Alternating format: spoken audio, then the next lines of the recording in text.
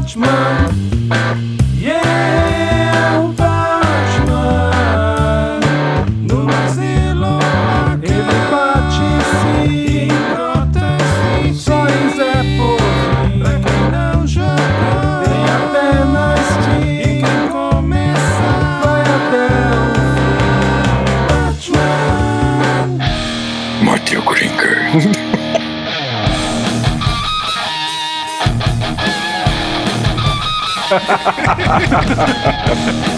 Está começando o Masterchef, o seu podcast de games que a gente vai lá, termina o jogo, vem aqui contar pra vocês como foi. E hoje aqui a gente vai falar de um clássico morceguístico. O jogo, não, a série, o jogo vai ser um episódio só pra ele, pro Batman Arkham Asylum, não é mesmo, Steve Vardy? É, o Batman Arkham Asylum, um jogo que revolucionou os games de heróizinhos, não é mesmo, Mario? É, exatamente o que eu ia falar. Revolucionou e agora eu não sei o que falar. Mas é bem isso, é um joguinho que pela primeira vez você se sentiu ali dentro do Batman. Foi. Delícia. E falando em delícia, estamos aqui com quem? Com o André, nosso querido André Delícia. Where's Batman? Eu não sei se eu aguento. André é o próprio Eu Batman, não sei. o cara que tem um PlayStation 3 e um PlayStation 4 só pra jogar o jogo do Batman. É. Porque ele diz que ele escreve pro Homem-Aranha, que ele gosta do Homem-Aranha. Ó, Homem-Aranha me beija na boca, mas no final ele gosta mesmo do Batman. Antes de mais nada, segue a gente no Spotify ou no tocador que você escuta a gente. Segue também nas redes sociais, comenta, interage com a gente lá, classifica, bota lá 5 estrelinhas pra gente onde quer que você ouça. E vamos para o episódio. Ouço o tocador. Você não precisa falar seu episódio todo não, André. Eu aguento. Tá parecendo aquele Batman cracudo lá, qual que era? O curta? O Batman cracudo. Caralho. Vamos lá.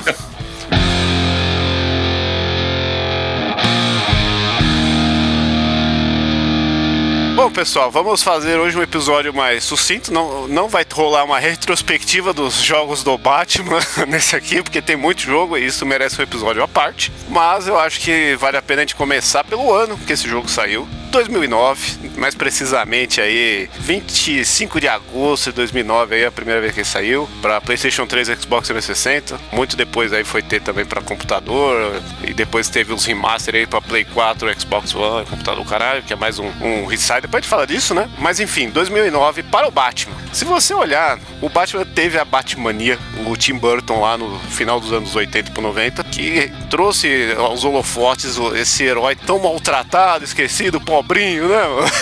Vai ter dó de milionário? Então vamos lá.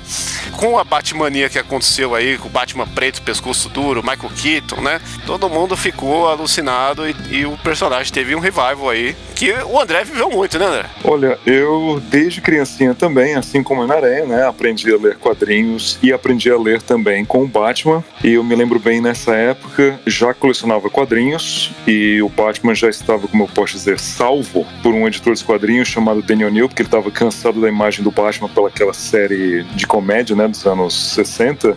Daniel O'Neil, ele decidiu colocar o Batman de volta às suas raízes, como eu posso dizer, né, dark.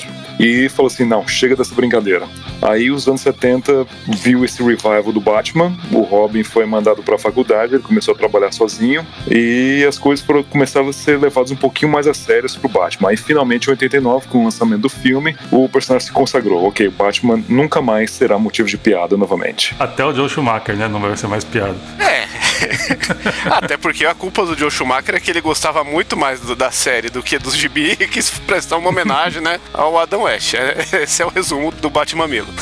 Né? Mas o que eu quis trazer aqui da Batmania é que foi um fenômeno cultural, assim, talvez nunca antes visto, assim, de um boom tão grande de juntar multimídia das coisas e tal, né? Como que chama esse negócio todo, Shinkoio? É o Zeitgeist do momento, né, cara? E em 2009 rolou outro Zeitgeist do momento da Batmania do Batman, na minha opinião. Porque a gente tava vindo de 2008, que teve o segundo filme do Nolan, né? Que foi ali onde ele gastou toda a barreira especial dele e nunca mais conseguiu fazer um filme bom, que foi o Batman Cavaleiro das Trevas. Isso é discutível. Então, mas não é pra hoje, né? E ao mesmo tempo que em 2008 a gente tava vindo desse momento que foi talvez o maior filme do Batman até então, assim, que repercutiu, se consolidou na época, agora os heróis são adultos, meu, que radical, né? Eu envelheci junto com isso pra ver aqui esse filme arte maravilhoso. A gente teve também os quadrinhos, que foi bem a época que o Grant Morrison assumiu o Batman e teve todo um revival ali com o Damian, que culminou com a morte do Batman no final, vejam só vocês, né? A putaria do caralho essa saga, mas foi um momento que muita gente foi pro gibi e realmente tava uma série de qualidade, assim. No Brasil até foi a época que se consolidou o capa dura, então foi meio complicado isso aí, muitas coisas acontecendo. E aí a Warner, né, já tava naquele histórico de tem o filme, vamos fazer o jogo do filme, né? E teve o filme do Batman Begins, que eu lembro que eu vi Vard resenhou, né, Vard? O jogo do Batman Begins? Era um joguinho até que ok, cara. Era meio oco, né, por ser jogo de filme, mas perto dos outros jogos de filmes que vinham saindo nessa época, ele era bom. Ele tinha uns elementos bem legais ali que foram reutilizados no Arkham. A vantagem desse jogo, eu lembro de ter jogado no PlayStation 2, é que, literalmente surfando na época do filme, ele foi, assim, como é que eu posso dizer, vital, né, pra manter o status, um novo status pop, né? Assim como o Nintendinho 8 bits, o Batman foi lançado na época de 89, 90, então o jogo firmou o personagem mais ainda em outras plataformas, né? E o Batman Begins também. Até então, antes das séries do filme do Arkham chegar, mas ele foi tão investido que até eles contrataram os atores originais. Você tinha o Christian Bale fazendo a voz do Batman, o Michael Caine do Alfred, até o Liam Neeson fazendo do Ra's al Ghul, vários atores, então todos estão, com exceção do, como é que eu posso dizer, do Gary Oldman. Exatamente, com exceção do Gary Oldman, todos reprisaram seus personagens no próprio videogame. Então foi um jogo bom. Ele foi um jogo acima da média para o que a gente estava vivendo na época, né? Ele fez isso de chamar os atores porque a gente estava vindo de Scarface, que tava um reboot assim, Poderoso Chefão, Warriors, esse monte de jogo de filme reboot aí que tava sendo feito. Como ele tinha essa aura de filme antigo, né? Então ele acabou indo pro jogo pra esses lados também. E foi um jogo assim, ele tinha o elemento do Batman pôr medo na galera pra atacar, não é? Um elemento meio stealth do cagaço. E tinha as fases de Batmóvel que era um Burnout à parte ali, que sempre é bem-vindo, né? Ele usava a engine do Burnout, não era isso? Eu acho que era, porque era da EA, né? Então eu acho que era a mesma paradinha. Aproveitando aí que os especialistas estão aí, aquele jogo Project Gotham tem alguma coisa a ver com Batman? Aquele jogo de corrida? Não. Por que tem esse nome? Não. Porque os caras meteram louco aí na cidade, mas é um joguinho de corrida tipo um Forza aí, normalzinho, nada a ver. Ok. Também tem uma banda que chama Gotham, só que sem H, também não tem nada a ver, é uma banda de funk de branco muito boa, mas não tem nada a ver. Mas aí o lance depois desse jogo, a Pandemic Studio ia fazer uma continuação com o próximo jogo do Batman, só que os caras não bateram o prazo, não bateram meta. E aí tinha uma produtorinha ali que só tinha feito um jogo até então, que era o Urban Chaos. Urban Chaos, se você for na 3x10 da feira.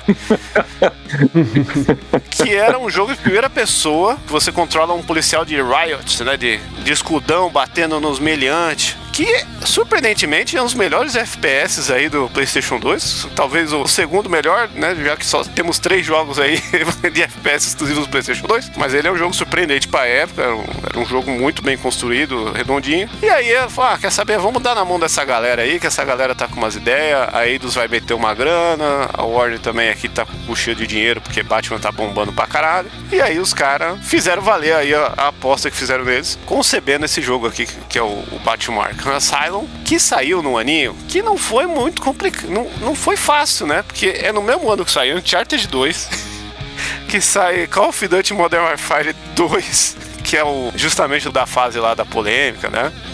Sai Left 4 Dead 2, sai Assassin's Creed 2, é o ano dos dois, hein?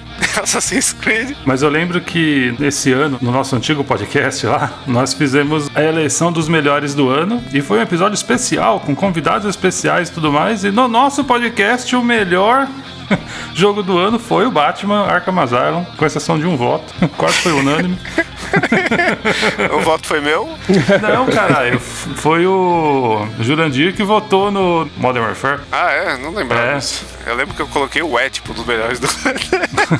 que eu ainda acho muito bom. E realmente, né, o 4Games da época, lá no nosso finado podcast blog, que ainda deve estar em algum lugar, ele estava certo, porque o Batman ganhou Game of the Year, e foi um jogo muito aclamado, porque ele renovou muitas mecânicas. Hoje em dia a gente tem até um termo que fala, o estilo de jogo, de luta desse jogo é igual ao do Batman, né? Se consagrou isso, sendo que Batman mamou no Assassin's Creed, né? Mas tudo bem. Ah, mas ele soube encaixar melhor a parte da luta ali. Eu acho que a grande sacada do Batman é que ele simplificou na hora da luta pra você ter esse sentimento de reflexo rápido. Ficou fluido. Aquele avisozinho de, aperta aqui, você vai rebater o golpe, eu acho que fez muita diferença. Porque muitas vezes você queria fazer isso, você tava lá no Assassin's Creed, lá, uma galera vindo em cima e você querendo bater, e vem algum cara por trás, você dá a volta e conseguir bater naquele cara, pelo controle era muito complexo. Mas pro esqueminha do Batman ficou tão simples que você fala, pô, como eu sou bom. Nem era o controle, mas... No Assassin's Creed, essa janela pra você apertar o botão defesa do outro ataque, né, e começar a bater nesse outro cara, era menor.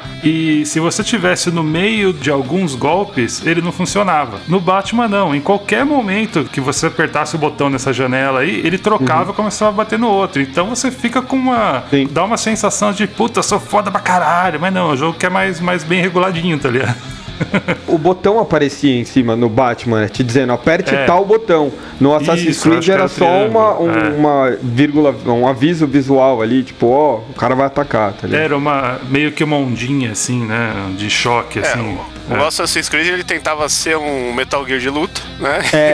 Que é o que o Batman acabou virando também. O Batman talvez é o grande Metal Gear dessa geração, a gente já chega lá. Só que uma coisa legal da gente pensar é que nessa época a gente tava no final da onda dos jogos de quadrado, triângulo, né? Da herança do Hack and Slash do God of War. Tanto que nesse ano saiu talvez o último grande jogo aí, quadrado, triângulo dessa geração, que foi também o X-Men do Wolverine, que era um Hack and Slash podraço, assim, muito bom. X-Men do Wolverine não, né? Era do filme do Wolverine, não era? X-Men Origins Wolverine, Nossa, Wolverine Origins? Sim, exatamente. Nossa, filme horrível. Voltando só um pouquinho, eu não sou tão experiente assim em Assassin's Creed, mas vocês mencionaram a mecânica e como o Batman revolucionou o lance principalmente nos momentos de luta. Quando o Batman tá andando pra lá e pra cá, ele permanece ao lado esquerdo da câmera. Aí quando chega o momento de luta, a câmera se afasta, ele vai pro centro da tela e aí começa o quebra-pau e a mecânica que você, como o Mario mencionou, ele se acha o máximo porque se você aperta o botão de counter, né, o jogo entra em momentos de câmera lenta, então, entre aspas, você tem o tempo de resposta pra contra-atacar um ataque que tá vindo por trás. Então a pergunta é, o Assassin's Creed possui isso? A câmera não. A câmera ela continua na mesma posição. Exatamente. O que eu quero saber se isso acontece no Assassin's Creed. Não, fica mais fechadinha. Essa questão dele mudar de modo andar, modo exploração para modo combate ali. Isso. Não. Fica mais fechadinho. É um dos motivos também pelo qual você não consegue ter tanta noção de que tem outro te atacando. Porque às vezes a câmera tá posicionada de um jeito na ação que você nem vê que tem gente atrás, né? Mas esse parry tem. Ele só não é tão bem indicado visualmente como é no Batman, sabe? Ele não é tão bem feito. Ele muda da câmera Resident Evil 4, né? Que é exatamente isso, o padrão que o Batman puxa, né? Pra fazer a ação já no modo God of War. Terceira pessoa, visto por trás e tal, retinho, né? E assim, isso faz a gente ver que existe um negócio do making off da galera que tá fazendo, que é tão fluido esse combate, é tão único, que ele é um jogo de ritmos, se você for ver. Parece que você tá jogando um jogo de dança, né? Porque você começa a pegar a manha do que você tá fazendo e aí você começa a bater na galera, percebendo de onde vem. É a mesma coisa que você acertar os passos no tapete falei tapete, a galera nem sabe o que é isso depois do Kinect, né? Estamos ficando velhos, senhores. Então. Tapetinho de dança. Tapetinho de dança aí, revolutionary. Tapetinho de dança. Videogames para a terceira idade. Temos que fazer um episódio de jogos de dança. E o Andrezão tá aqui, né? A gente já disse que ele é o grande fã de Castlevania aí junto com o Quinho. O Quinho não tá aqui porque ele odeia o Batman, né? Com todas as forças. Né? Nossa, não. O cara só não conseguiu vir pelo horário. Deixa eu zoar os amigos. Só pra ele se retratar. Nossa. Aí vai o Quinho, o hater de Batman. Toda a comunidade de Batman vai crucificar o Quinho. Ó, o Shinkoio já falou que o Quinho odeia Batman e já falou que o Batman é o Metal Gear da geração. Que o Quinho não tá aqui pra defender Metal Gear. Exatamente. Já falei também que o Mario odeia acessibilidade. Isso você sempre fala. Mas isso você falou na cara do Mario. Ah, é verdade. Desculpa aí de ser injusto, não tá aqui pra se defender o Quinho. Mas está lembrado. Mas a gente trouxe o André aqui, porque o André, ele é aí o cara, né, que você vai entrar na PSN e olhar, o que o André está jogando? Batman. André, onde você está jogando Batman em 2022? No PlayStation 3, lógico. Exato.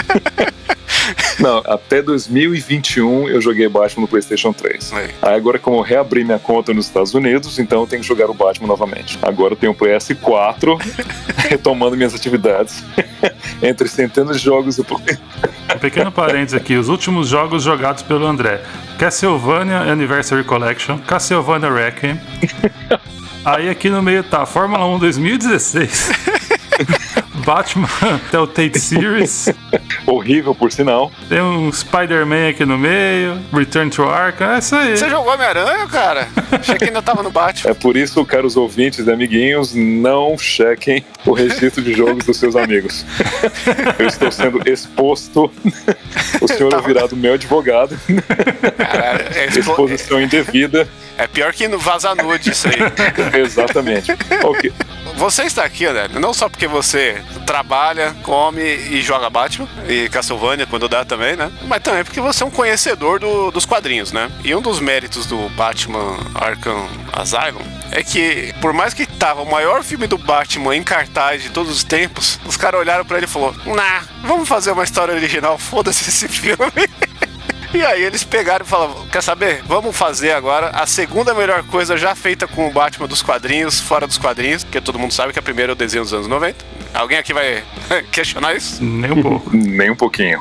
Batman The Animated Series, né? A série animada do Batman. Que é o Bruce Timm com o Paul Dini, né? Que estavam lá, disponíveis, né? Mais o Paul Dini que o Bruce Timm. E aí a Rocksteady falou: aí, vamos escrever um joguinho aí, cara? Você não tá fazendo nada, a gente gostava muito da série. E assim, a gente quer fazer um negócio atualizado pra uma geração aí. Vamos fazer um visu videogame muito louco, mas a historinha vai ser você fazendo uma herança aí do que você nunca pôde fazer no desenho, porque no desenho existe a lenda que tanto o Bruce Timm quanto o Paul Dini, eles queriam fazer uma coisa mais adulta, né? Tanto que existem várias piadas e conceitos meio... Hoje em dia ficou cringe, né, mano? Mas o bagulho era adulto demais pra época. E aqui eles conseguem puxar um pouquinho essa adultização aí e tal. Paul Dini até hoje fica tentando emplacar a história na Vértigo do Batman e essas porra. Com o videogame ele conseguiu aí dessa nova roupagem, mas não conseguiram largar o osso. Tanto que todo mundo que dubla o jogo é a mesma galera do desenho, né? Os principais, né? O Batman, o Coringa, que é o Mark Hamill, né? Até o penúltimo jogo foi ele que dublou, e a mina que dubla a Arlequina também é a mesma. Que morreu esse ano, coitadinha. O resto não.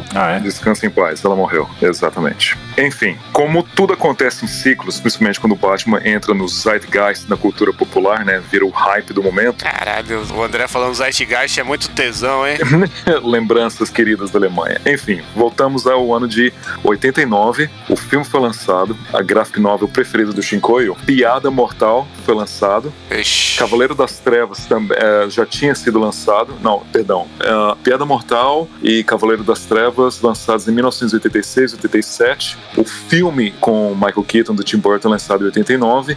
E também em 89 a DC não foi nem um pouco burra e lançou também a graphic novel chamada Arkham Asylum, Asilo Arkham, escrito pelo Grant Morrison e pelo cara que faz as capas do Sandman, também publicado na época, Dave McKean. A graphic novel é um sucesso e a premissa era o seguinte, resumindo, o que se passa pela cabeça do Batman quando ele sonha? Então essa graphic novel possui a seguinte história: o Coringa toma conta do asilo, ele faz todos os médicos prisioneiros, todos os vilões lá estão à solta, e para que todos saiam vivos, ele ameaça matar todo mundo caso o Batman não apareça lá. Então o Batman precisa entrar no asilo e ele passa por um, passando pelos inimigos e finalmente chegando no Coringa. Enfim, o ponto é uma viagem quase que bizarra, surreal na mente do Batman. É uma frase específica, né, que ele diz antes de entrar no asilo. É como se ele tivesse que voltar para pra casa. Isso é a mente do Batman. Enfim, é uma exploração psicológica. Aí a gente avança um pouquinho, o Paul Dini, também, né, escritor que se tornou famoso escrevendo os desenhos do Batman, mas antes disso ele estava escrevendo o quê? Pra Warner, né, que é dona da DC, estava escrevendo Tiny Toons. Aí alguém teve uma ideia que queria lançar um novo desenho do Batman, principalmente para continuar o sucesso do filme. Então, Paul Dini foi escalado para escrever roteiros. Depois de todo esse tempo, ele se torna autoridade do Batman, começa a escrever quadrinhos também. Aí, finalmente, como a Warner não queria fazer mais nenhum outro, sei lá,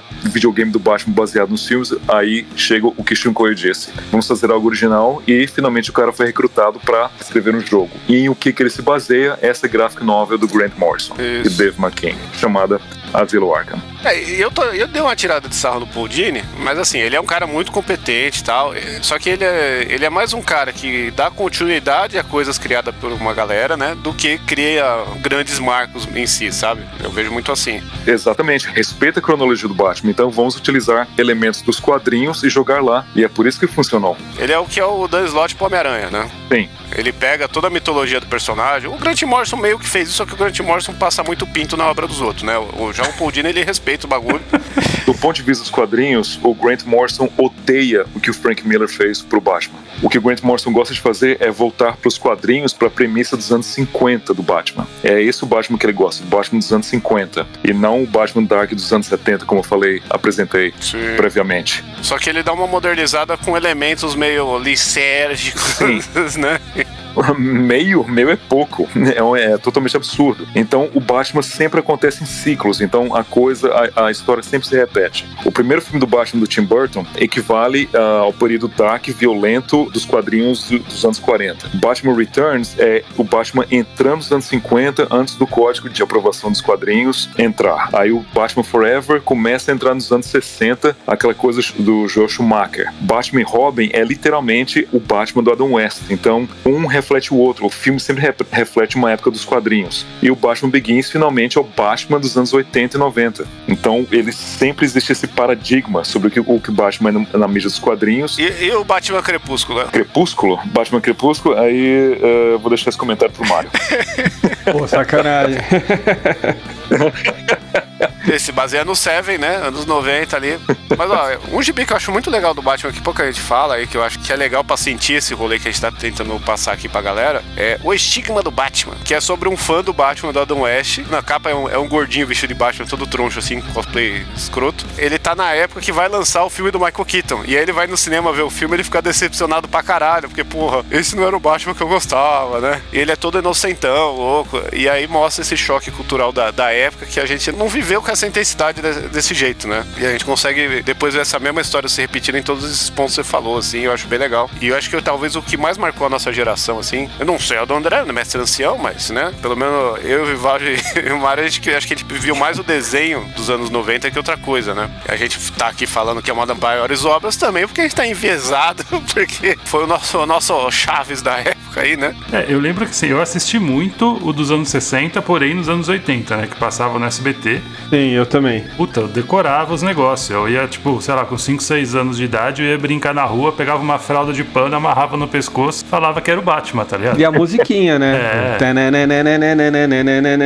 É o que a gente gravou, né? Sim, e aí esse choque da história do estigma do Batman, que o fã tem, eu tive um pouco, porque eu esperava um Batman, tipo, o da série, mas eu também gostei do Batman do Tim Burton na época. Não achei ruim, tá ligado? Eu era bem novo quando saiu, tinha 7 anos, eu acho. Aí, de novo, falando da música, colocando o Prince pra fazer a música também, sacanagem, né? Não tem como não gostar, né? Não, o Prince e o Danny Elfman, né? Que, tipo, é um... Sim, claro, o Danny Elfman é um mestre, mas aquele teminha do Batman eu lembro que marcou muito na minha cabeça. O tema do Danny Elfman desse Batman é usado até hoje nas coisas do Batman, de tão marcante que foi. Sim, verdade. Foi repetido no Batman da série animada, né? Sim. E virou tema, então é impossível separar o Batman disso. E é importante ressaltar também o quanto que ele se tornou multimídia nesse aspecto de pioneiro. Batman é um personagem pioneiro que mostrou assim, olha, dá pra fazer. É possível, ele pode sair dos quadrinhos e ir pra outras mídias e ainda ser respeitado como personagem. Então, o Batman se salvou.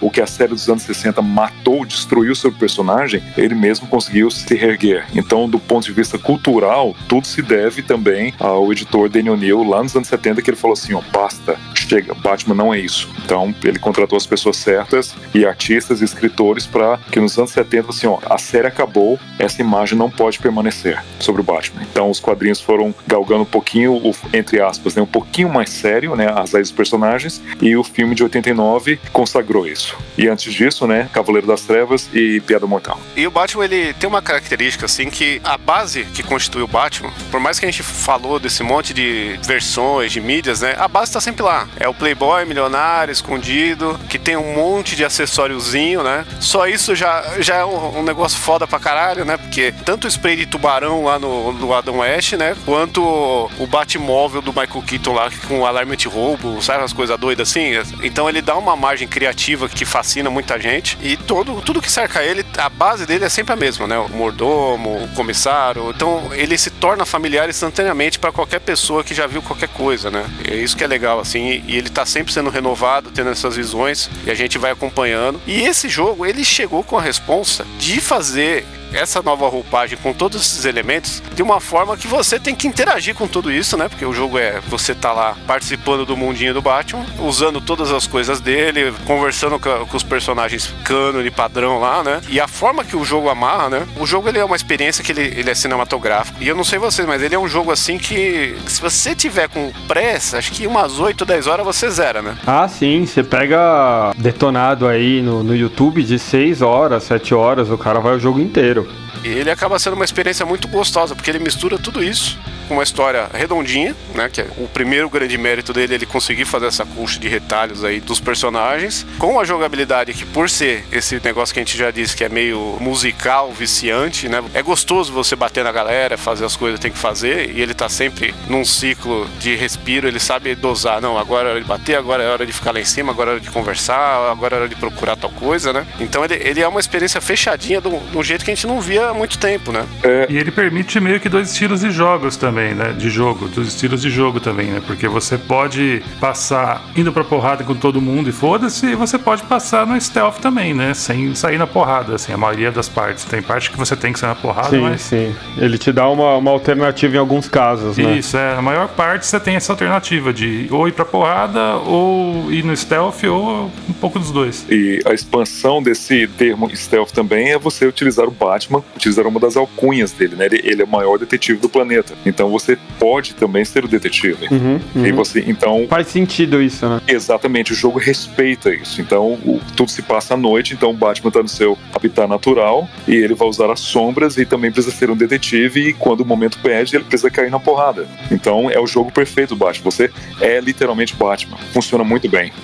Se você fizesse essa mesmo jogo, só que a skin é o Super-Homem, não faria o menor sentido, né? Não. Ele usa toda essa gama de poderes, vamos chamar assim, do Batman, né? De habilidades dele pra deixar o jogo tão completo ali, né? E é exatamente por o Super-Homem, ele tem essa dificuldade de ter um jogo decente, porque ele tem um set de habilidades e de coisas que ele faz que é muito complicado de você traduzir pra um videogame. Sim, apelativo também, né? Tipo, o cara é o Super-Homem, tipo, ele foi e matou um cara. O melhor jogo do Super-Homem, se você for ver, é o jogo do Dragon Ball ou o jogo do GTA com mod do Super-Homem, sabe? Que você voa e quebra tudo e foda-se, porque não tem um jogo do Super-Homem que faz isso direito, né? O melhor jogo do Super-Homem é o jogo do Super-Homem do Atari. Aí. E começa com ele perdendo os poderes, e aí você precisa... Mas não é disso que você não gosta nos jogos, Mário? Quando perde os poderes que já foram diferentes. Mas se for a continuação, entendeu? Pegou na veia. Se for a continuação, começar do zero, assim, é sacanagem. Mas esse do Super-Homem foi legal, até que o Shinkoio, assim, fui na casa dele e eu tinha dado pra ele o cartuchinho. Daí eu fui e joguei, assim, ele... Caralho, esse jogo tem história? E tem início, meio e fim ali.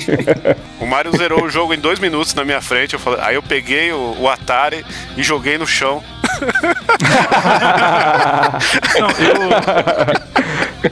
Pediram um Commodore 64, né? Chorando. O André falou o lance do detetive aí. Isso também tem uma coisa que, assim como a luta que o Shinkoio disse que esse jogo tem a luta como o do Batman, também tem o modo detetive, né? Que vários jogos depois passaram a usar. O próprio Horizon Zero Dawn, que a gente fez episódio recentemente, tem um modo detetive lá dentro, exatamente como é do Batman. Que é o modo raio-x, né? E que não funciona tão legal, porque com o Batman faz sentido. Sim. Agora, qualquer outro jogo, tipo, como é que eu faço pro maluco aqui que tá cheio de coisa acontecendo pra ele entender pra onde ele tem que ir. Ah, aperta esse botão.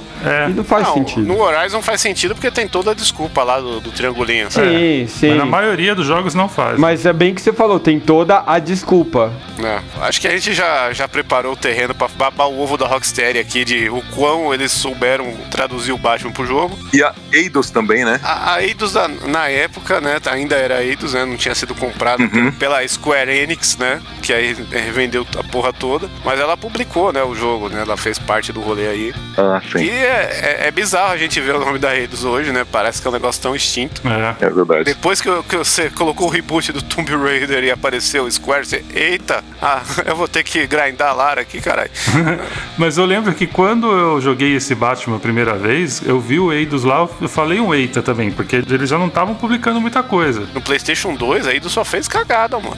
Aquele Tomb Raider lá, foi triste lá, eles explorando a Lara até a última gota ali, né, porque, porra, tava complicado. Aquele End of Darkness lá, que foi lançamento do Play 2, foi triste pra caralho. E a Eidos, ela era famosa, assim, por um tempo, principalmente no Play 1, né, por, essa galera aqui que conseguiu fazer jogo de plataforma 3D com personagem real, né? Foda-se esse joguinho de criança. A Eidos é foda, né? Fez os Hitman também, pô, Hitman era do caralho. Trouxe essa desconfiança pro Batman, mas né, a gente viu que a Warner pegou na mãozinha ali, a Rocksteady soube trabalhar e a Rocksteady trabalhou tão bem que até hoje, né, ela só é famosa pela porra do Batman. E tá pra dar uma cagada aí com o Esquadrão Suicida, né? Eu acho que não convém a gente comentar dos jogos, porque todos merecem episódios, porque a história, a continuidade, todos são muito boas. Vamos fechar aqui com a história do Arkham Asylum mesmo agora, né? Que eu acho que é o outro mérito que é isso aí. Juntou a colcha de retalhos, olha lá. Batman, quem que é o inimigo do Batman? Coringa. Tá certo que o Paul Dini só mama no Coringa, né? Se for ver aí, o cara não sabe isso. É o que ele gosta de usar. Pô, o maluco bem, não sabe é o arqui-inimigo do Batman. Então, totalmente o oposto do que o Batman representa. E o Coringa também se tornou multimídia. Então, se você fala do Batman, por que não apresentar seu Nemesis? E isso, entre aspas, ajuda muito a vender. E se você quer fazer um jogo bom, é claro que você vai colocar o Coringa como o último chefe. Não, eles já estavam arriscando em tantas outras coisas, sabe? Já estavam revolucionando em tantas outras coisas que é até aquilo que você falou de buscar um ponto comum de casa, familiar. Mano, na boa, você põe o Ra's al Ghul, tudo bem, ele tá lá, mas você colocar ele como principal. Quem não conhece ali, quem vai falar, que porra é esse cara? O Ra's al Ghul é spoiler, não é desse jogo não, mano. Não, tudo bem, ele está lá em algum dos jogos, e todo mundo aqui já deve ter ideia disso, mas eles conseguiram ir ampliando um pouco mais para os próximos jogos, mas você tem que começar no básico mesmo. Sim, e voltando àquilo que a gente falou no começo, o jogo ele é muito importante porque ele respeita muitos quadrinhos, né? E ele respeita muito aí o Asilo Arkham no Grant Morrison com o Dave McKean. O Dave McKean. Curiosidade desnecessária, eu já comi um churrasquinho em BH do lado do Dave McKean, entendeu? Caramba! Ele veio pra um FIC, eu estava no mesmo hotel, pegamos o elevador junto e fomos na feira e comemos um espetinho ali. Grande Dave McKean aí. Olha a carteirada. Enfim, 2 motivos principais do jogo ser tão bem sucedido. Não é apenas em questão de respeitar o material original e também a vantagem do Batman ser esse caractere, essa força multimídia, né, que transita vários quadrinhos para filmes, desenhos, videogame, etc., lancheiras, mochilas, cobertores e por aí vai. O diretor do jogo, Sefton Hill, também teve essa ideia genial de, peraí, se for para fazer um negócio bem feito, vamos chamar alguém que trabalhou com o personagem não apenas nos quadrinhos, mas também nos desenhos animados. Então, sabe apresentar o personagem para quem nunca leu os quadrinhos também e, ao mesmo tempo, presentear os fãs de quadrinhos. Então, isso é uma tarefa muito difícil. Eu assisto um canal do YouTube de um escritor do Batman também, que escreveu o Batman por quase 20 anos, Chuck Dixon, e ele falou assim, eu não entendo porque Hollywood simplesmente não contrata escritores de quadrinhos para escrever filmes sobre os quadrinhos. O resultado seria excelente. O resultado por si só que estamos falando agora é o jogo do Batman, porque contratou alguém para escrever uma história que alguém já conhecia o personagem intimamente e escreveu dos quadrinhos também e utilizou o material dos quadrinhos para basear o jogo. Então é tudo para dar certo. Eu sei por que isso não acontece. O jogo funciona por isso. É ganância, tio. A galera tem que criar o Batman da versão deles para ser diferente, para ter a versão do boneco do Batman do Crepúsculo, para aí quem ganhar dinheiro foi quem fez aquilo e não ser o cara original lá. Nunca vão dar o dinheiro pro Jim Starlin lá por ter copiado a ideia dele no terceiro filme do Batman lá, o do Messias lá, por exemplo. Então a galera fica pegando essas propriedades intelectuais que são fortes demais, né? E recriando em cima, sem dar os créditos, só pra dar uma mamadinha na teta do merchandise e de todos os derivados que o produto vai ter e pra não pagar a galera que tava lá antes, né? Isso que é foda. E aí, vamos lá, vamos falar da história do jogo. O jogo começa com o Batmóvel nas ruas de Gotham ali. Assim, caralho, eu vou dirigir? Não vai, porque é no outro jogo. e aí a gente vê o Batman com o Coringa já no carro, levando ele pra entregar lá o seu hospício de preferências. Batman Uber. Eu sempre achei asilo muito estranho, porque aqui no Brasil asilo é pra velho, né? Sim. Mas tudo bem. Seria um sanatório Arkham, o termo correto, né? Sanatório Arkham. Só dando um prequel antes disso, existe o Arkham Origins e o Blackgate, que são os jogos que saíram depois desse, mas são prequels. Passou antes. Que basicamente eles dizem, ó, prisão de Blackgate tá fodida, dão umas merda lá e vamos reativar o Arkham, e agora o Arkham tá tecnológico, porque o Arkham tem toda uma história de ser um lugar amaldiçoado. E aí a galera fez um reboot lá do Arkham, então ele tá todo novinho e bonito, mas por ter tido essa treta em Blackgate, que era a prisão principal de Gotham, todos os presos de Blackgate foram transferidos pro Arkham, né? Porque o Arkham era só pra galerinha Pinel das cabeças, das ideias, mas aí foi os bandidão, o nível baixo pra lá, entre eles uns 200 mil capanga do Coringa. Então essa é a grande desculpa que o jogo já dá aí pra ter rolado o negócio, que a gente vai saber só depois por que isso, né? E aí o Batman, ele tá lá entregando o Coringa no Asilo Arkham, meio desconfiado. Porra, nunca vi ele... Não, como é que o Batman fala aí? Tá muito fácil. O Batman está desconfiado que foi tudo muito fácil e ele, tá estranho isso aí, né? E realmente, ele tava certo, né? Dá merda, dá rebelião, o Coringa já dá uma gravata na galera depois que o Batman sai do lado. Só que o começo do jogo já tem aquela ideia nova geração, 2009, mamãe tem o PlayStation 3, o Xbox 360, que é tudo jogável, né? Você tá andando e tá vendo a ação, você tá lá escoltando o Coringa, conversando com uma galerinha no caminho. Já tem essa introdução que lembra muito o quê? Metal Gear. Né? Você vê os créditos subindo, negócio andando devagarinho.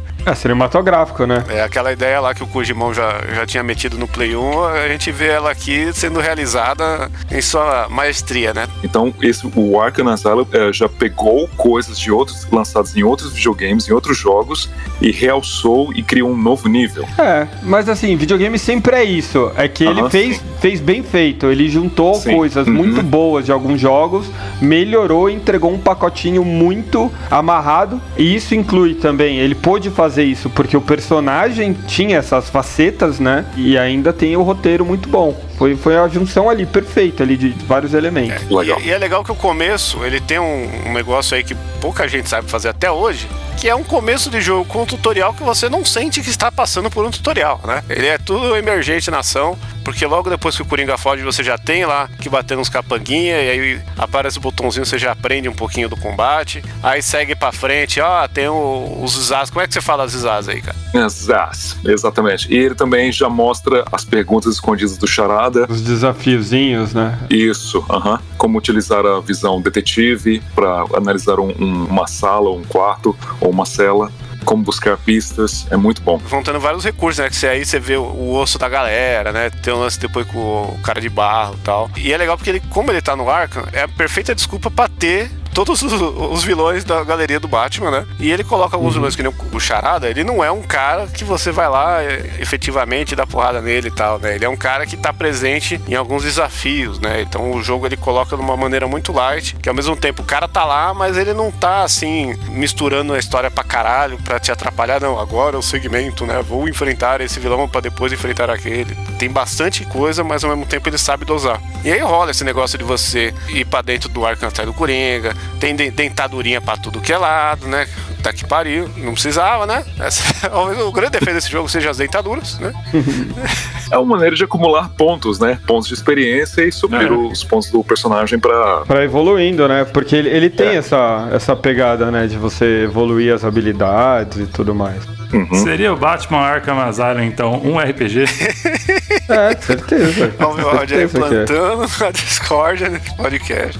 E só abrir um parênteses aqui que a gente tá rasgando a seda por tudo que esse jogo faz bem. Só que eu acho que tem um jogo, alguns jogos até, de outro personagem, né? Mas não é desse episódio. Então o Batman. Não, mas eu só vou. Parênteses, né? O Homem-Aranha já fez. Tudo isso que a gente tá falando aqui, ele já tinha feito antes do jogo do Play 1, né? De respeitar quadrinho e tal. Só que ele fez com as limitações de orçamento da época lá, de hardware, né? E aqui a gente vai ter o Batman com força total aí, tanto de qualidade e talento de todo mundo, mas... Assim, não, mas um jogo não apaga o outro nesse caso. Não, né? é que a gente tá falando como se o Batman fosse o primeiro jogo que pegou os quadrinhos, Não, respeitou, a gente e fez sabe um bagulho que- muito foda. Tanto não falamos isso que a gente já disse quem fez isso, que foi o Superman do Atari. Ah, verdade. Muito boa aquela história que o Superman perde os poderes, né? E aí ele tem que... Ele perde os poderes, ele recupera, depois ele tem que reconstruir a cidade. A ponte, né? A ponte, exatamente, tem a ponte e ele tem que pegar todos os vilões que fugiram e devolver pra prisão, inclusive o Lex Luthor, que é quem começou com tudo. É esse o trama do jogo. Entendi. E pra ele recuperar o poder, é um beijo da Lois Lane, ou seja, ainda traz um romantismo pro jogo. É isso. Mas voltando pra história do Batman, eu já vou dar o resumo pra gente não se alongar, porque esse jogo aqui deve ser jogado, né? Eu acho que todo mundo aqui já disse isso. Mas a história, basicamente, você descobre que tem uma doutora no Arkham que conseguiu sintetizar o veneno lá do Bane pra transformar uma galerinha em monstrão, gigantão, fez o Whey Protein do inferno. E aí ela ia vender pra uma galera lá pra...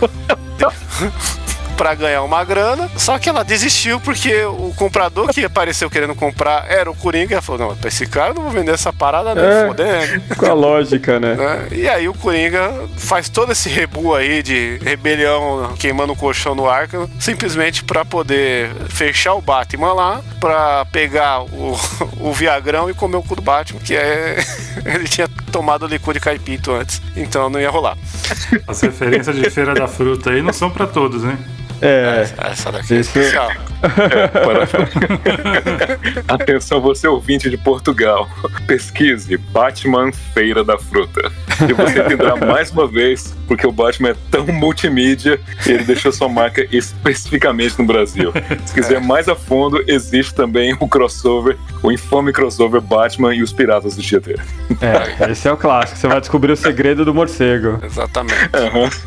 Esse virou o grande mote do jogo, temperado por vários momentinhos. Talvez o grande lance desse jogo, né, o fator multimídia extra foda desse jogo, sejam os encontros que você vai ter com o Espantalho. E aí, voltando no que você falou de Metal Gear, ele tem muito do encontro com o Psycho Mantis. Até se você olhar ali os personagens, ele tem uma cara muito parecida ali, né? A mascarazinha e tal. Que é do Metal Gear Solid 1 do PlayStation 1, que tem coisinha de ler o cartão, de fazer o controle vibrar. Só que o que eles fazem com o Espantalho no Arkham Asylum, eu acho muito mais foda.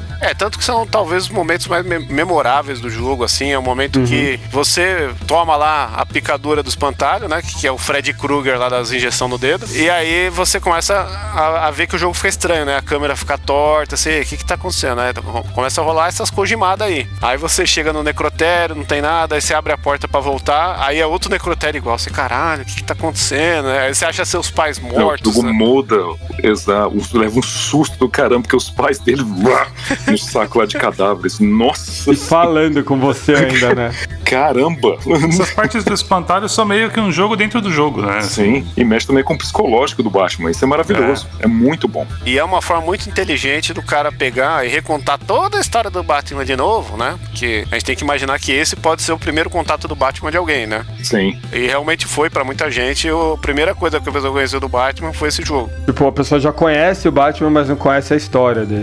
Só viu a imagem ali, sabe quem é, mas nunca se aprofundou em nada. Isso, aí tem, mais uma vez, os pais dele sendo mortos, ele lembrando, tudo dentro desses delírios que ele tem por causa da poção aí do Espantalho, que eu esqueci o nome. E é legal porque no primeiro, são 3 encontros, né? O primeiro rola esse negócio do necrotério, depois você vai pra uma fase que o jogo fica 2D, né? E aí você tem que usar um stealth pra fugir do Espantalho Shadow of Colossus gigante, é do caralho, assim. Não é bem 2D, mas ele é câmera travada, é isso que quer dizer, né?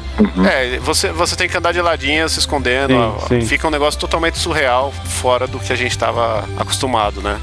Depois, mais pra frente, frente vai ter um outro encontro que aí sim vai ter ele na mansão, você joga com ele criança, né? Vê os seus pais mortos e tal. No beco do crime, é uma excelente apresentação de como o personagem é e funciona. E a terceira, que talvez seja o momento Psycho Mantis que o Mário falou, que é o momento que você tá jogando, aí dá pau no seu PlayStation, no seu computador e reseta tudo. Aí você, caralho, tio, tá com defeito esse jogo, caralho. Primeiro jogo original que eu compro na vida e essa merda dá defeito.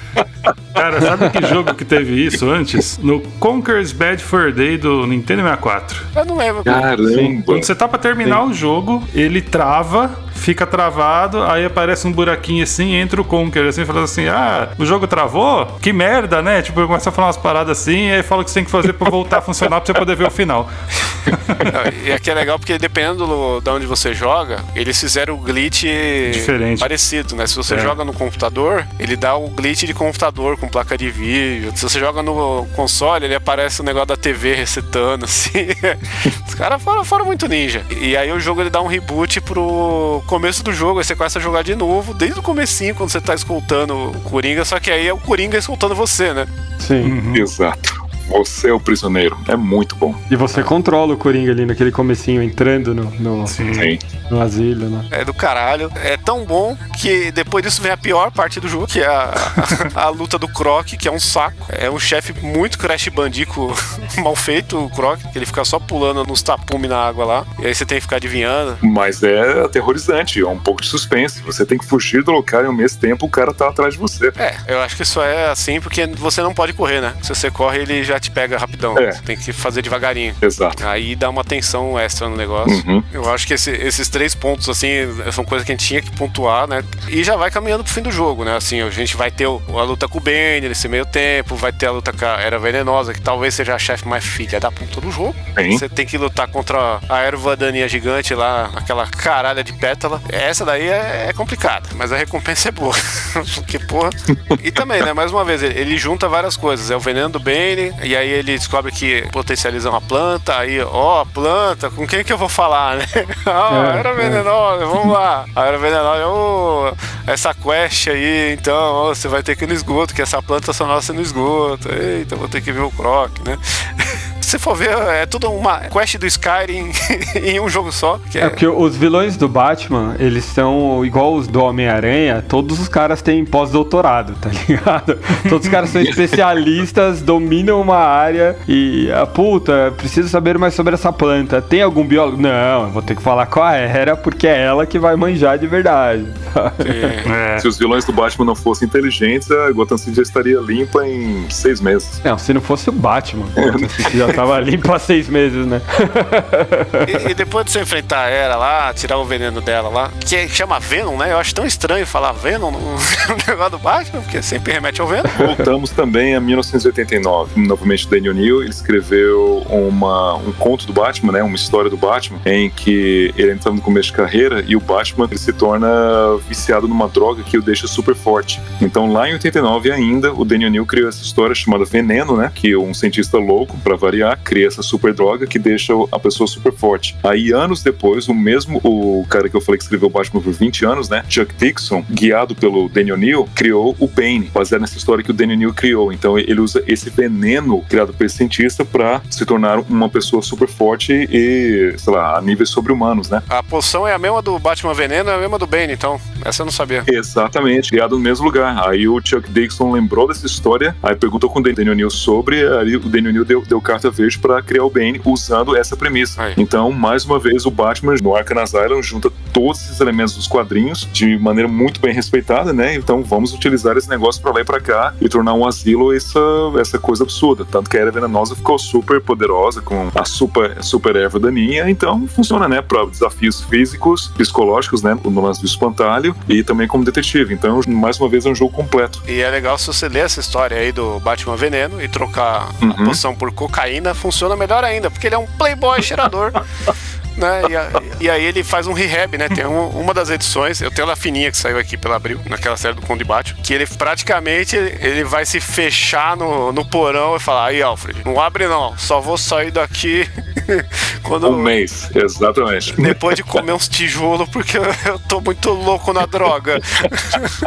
Você vê assim, a capa desse veneno já é o Batman com a mandíbula presa, assim, lá, tá ligado? Já A gente esqueceu de falar um negocinho aí do Bane, né? Que o Bane é um dos primeiros chefes do jogo. E ele é um cara que você vai lutar e é muito impossível. Talvez é o Bane mais overpower aí, né? Parece até que quem desenhou ele foi aquele mano do Batman Vampiro lá, como é que chama? Que desenha tanto músculo no cara que parece tumor. Nossa.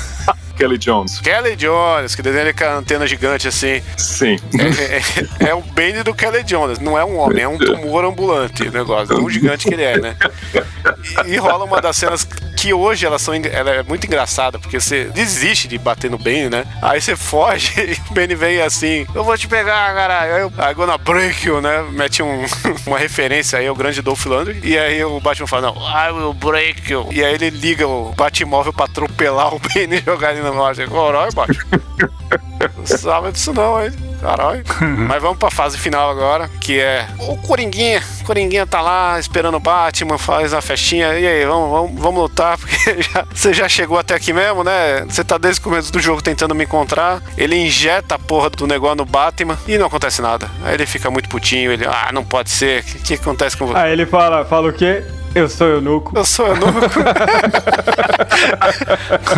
Essas coisas não pegam ele. Eu tô confiando. Começar essa fita prova que a sua mãe e sua mulher. Isso só prova que o Coringa é um grande filho da puta. Não se preocupem, rapazes. Fui eu que coloquei isso aí. Entrei na feira da... uma música do episódio podia ser essa, hein? Você pega essa música e fala: entrei no asilo. Arkham. Exatamente. Já era. Vai ter que fazer essa aí, tá? Quero ver se...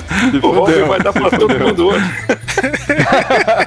E não tem o Robin nesse jogo, hein? Ele vai ter depois, nos prequel, caralho, mas não vai ter o Robin, né? E esse chefe final, cara, é meio... Eu vou falar, é meio broxante, assim, porque é aquela coisa, porra, o Coringa mó inteligentão, ok, a história toda leva pra isso, mas chegando no final, luta com esse brucutu aqui. Depois de tudo que o jogo entregou, foi uma coisa meio frustrante ali pra mim. Esse é um problema do Paul Dini, ele não sabe terminar uma história. Isso eu já... Minha suspeita, os meus 2 centavos sobre isso, é que talvez ele tenha sido requisitado pra, assim, ok, precisamos de um desafio físico no final. Sim, e precisamos ter o Coringa, e nada melhor do que colocar o veneno do Bane no Coringa. Não, faz sentido.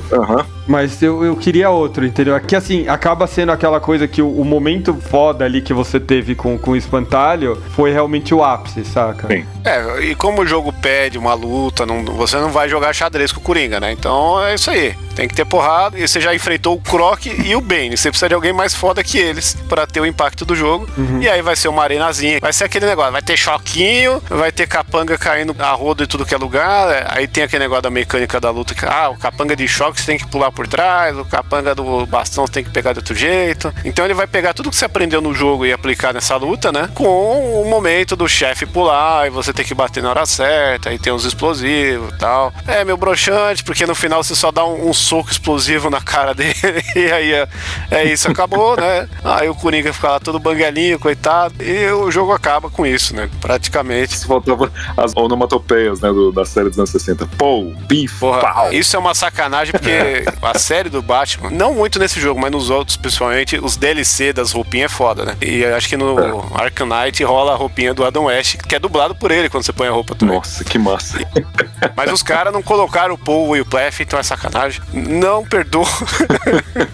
O jogo ele acaba meio abrupto, mas esse jogo ele tem uma coisa muito mágica, né? Porque rolou toda uma conspiração do prefeito, cara do Arkham lá, porque tiveram que fazer esse reboot, e teve um easter egg desse jogo, e você tem um explosivo de adesivo, assim, que você desenha um morceguinho na parede, porque a única coisa que o Batman vai fazer é desenhar morcego nas coisas que ele faz, né? E aí você acende, explode lá e destrói algumas paredes. E aí tinha uma parede que a galera fez um easter egg, que você tinha que fazer 3 morceguinhos lá na mansão do mano lá, do prefeito lá, esqueci o nome dele, e explodir a parede, e aí lá tinha os planos da Arkham City, né? Que vai ser a continuação do jogo, e já tava dentro desse jogo. Sim. Só que foi um easter egg tão easter egg, que passou 3 anos, ninguém descobriu, aí a Rocksteady falou: galera, então, Ó, tem uma paradinha aqui. Foi isso não.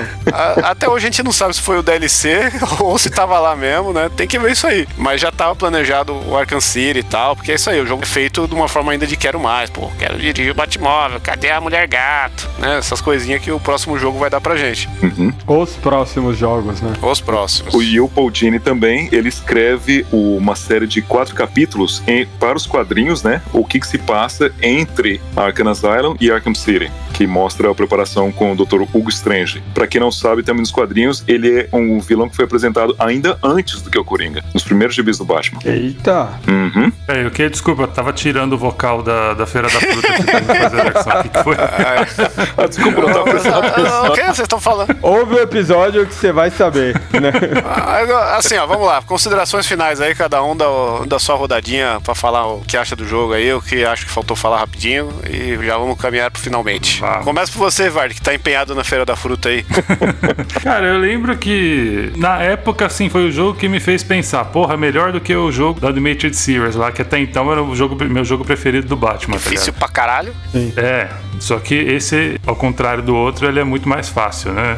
É equilibrado a dificuldade. Não é um jogo fácil, mas também não é um jogo extremamente difícil. Pô, eu acho que tudo que traz elementos novos que depois vira referência, tá ligado? Seja isso em filme, em música, em design, qualquer coisa, também em jogo, é sensacional. Como diz o Quinho, é genial, tá ligado?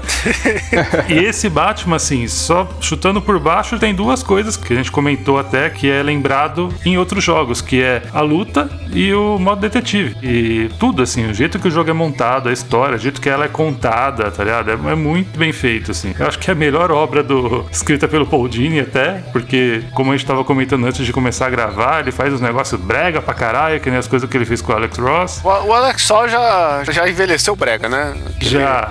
Envelheceu mal, né? Virou testemunha de Jeová de quadrinho, né? Então é complicado. Pode crer, igualzinho.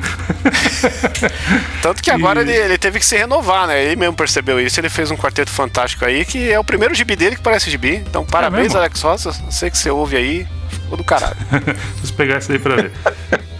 Todo mundo pesquisando, né? Alex Ross, Fantastic Four. Eu já comprei, é muito bom. É mesmo? Não, e assim, na época eu achei o melhor jogo do ano, ainda continuo achando que é um dos melhores jogos de ação que tem aí pra jogar. Daquele ano, né? Não, ele é um jogo que ainda é atual, tá ligado? Você pega pra jogar ele hoje, ele não soa um jogo datado. Você pega outros jogos de 2009, talvez não sejam tão interessantes, tá ligado? Eu não lembro se foi esse ou se foi o Arkham Knight, que o Batman ganhou o melhor jogo do ano nos consoles e pior jogo do ano nos PCs, porque o port era cagado. Eu sei que esse jogo pro PC usa outra engine, né?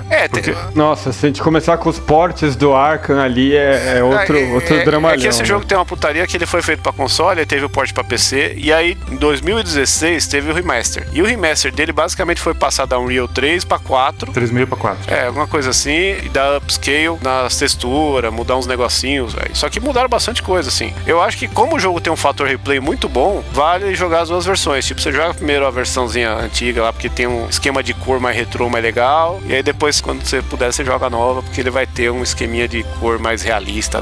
Lá, deu ideia pro André, já era, ele vai jogar de novo. Ele já fez isso. Vai fazer de novo. Você deu a ideia agora.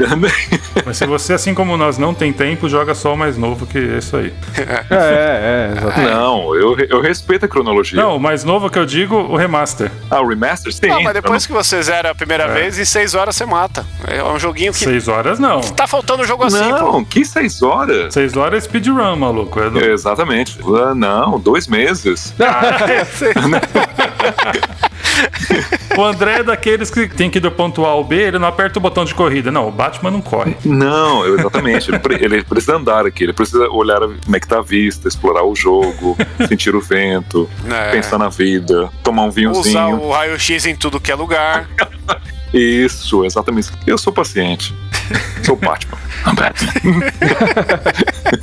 Já que você tá falando, mete aí, consideração final, né? Vai. Considerações finais. Cara, esse jogo é um presente para fãs de quadrinhos. É um presente. Todos os elementos familiares dos quadrinhos e da série animada estão lá. Então, a voz dos personagens, quem escreveu, os atores, os elementos dos quadrinhos, tá tudo. Com exceção da luta final, que não é algo que o Coringa faria, né? Assim, vou virar o Bane agora pra te descer a surra, mas 5 estrelas. É um jogo perfeito. Você é o Batman. Boa. É um legado, assim, maravilhoso. Quer saber? Eu vou jogar de novo. Mário? Opa! Engraçado que meu contato com Arkham Asylum foi quando já existia o City. Eu peguei o City junto com o Play 3, quando eu peguei o Play 3, e eu confesso que eu cheguei em uma partezinha ali e abandonei, porque aquela coisa de mundo aberto, milhões de coisas pra fazer, te prende por um tempo, mas depois fica meio trabalho, assim, e você acaba desencanando. Muito tempo depois, quando eu montei um PC Gamer, eu fui jogar as versões de PC. Aí eu comecei pelo Arkham Asylum, e eu gostei dele muito mais do que eu gostei do City. O meu favorito é o Knight, mas o Asylum, ele é bem fechadinho, cara. Ele conseguiu trazer todos esses elementos, mas sem deixar nada muito perdido, nada muito amplo ali. E a experiência, no final, eu acho que é a melhor de todas. O original sempre o melhor. E tu, Shinkoio? É isso aí. Finaliza aí. É essa babação de ovo que a gente fez.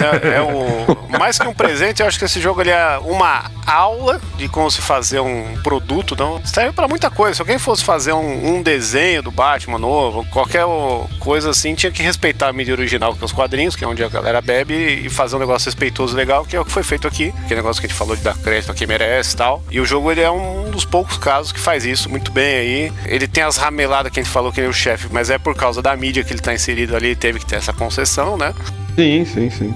E ele é um jogo que ele vira um comfort game, assim, com o tempo. Porque é isso aí, o combate é tão gostoso, você gosta do universo, gosta dos personagens, e acaba meio que, mano, quero jogar alguma coisinha no automático aqui, você acaba colocando esse jogo, porque ele é aquele jogo que te leva pra aquela época que você jogou a primeira vez, e ele vai ser tão legal quanto, ele não envelhece, né? Ele tem uma escolha de design, de visual, que por mais que a gente tenha esses remaster, meio que você pode jogar a versão antiga e continua boa, não precisa dessas porra aí de 4K e reflexo na lente do olho do Batman, foda-se, o jogo funciona de qualquer jeito, ele é um produtinho perfeito, então, porra, é nota máxima, é um jogo aí obrigatório, não é à toa que ele tá tendo um episódio aqui, e que a gente tá fazendo um episódio à parte dele pra fazer de todos com o tempo aí, porque todos merecem aí essa série maravilhosa. E temos episódio? Temos um episódio. Aê, caralho. Temos o episódio, Batman. Clotilde, o camburão está na porta. O camburão!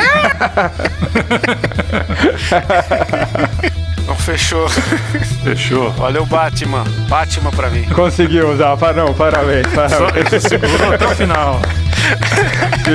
Segurou com aquele peidinho, tá ligado? O cara segurou.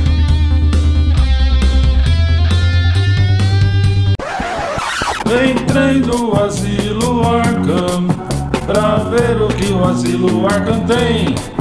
Tem maluco de todo calibre, só não tem o próprio Bruce Wayne. Asilo Arkham é um asilo mais paia, aonde só dá vilão. Uma doutora ali é a Arlequina, então só falta mesmo o morcegão. Asilo Arkham, ei, Asilo Arkham, Asilo Arkham, ei, Asilo Arkham, Asilo Arkham, ei, Asilo Arkham.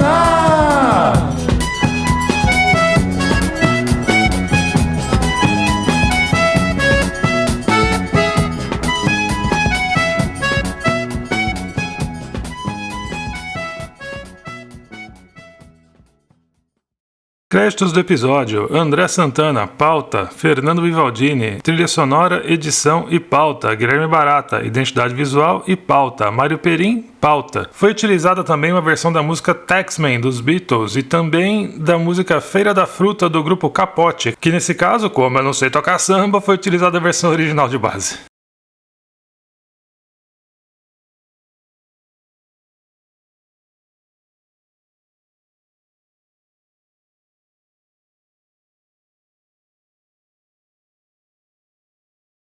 Aliás, aproveitando e falando do cara se mordendo aí e tal, eu sempre vou lembrar de um amigo meu, o cara não era acostumado a tomar nem café, de tão fitness, vida saudável o cara era. A gente foi jogar RPG na casa do amigo do Alessio, né, varando a noite, e ele foi junto, pô, vamos jogar. A gente chegando lá 3 da manhã, já com sono, vamos tomar um café aí, tipo, mano, xícara de café básico, não era expresso, não era porra nenhuma. Todo mundo tomou uma xícara, continuando, quando eu olho, tá o cara igual cornolho, assim, já.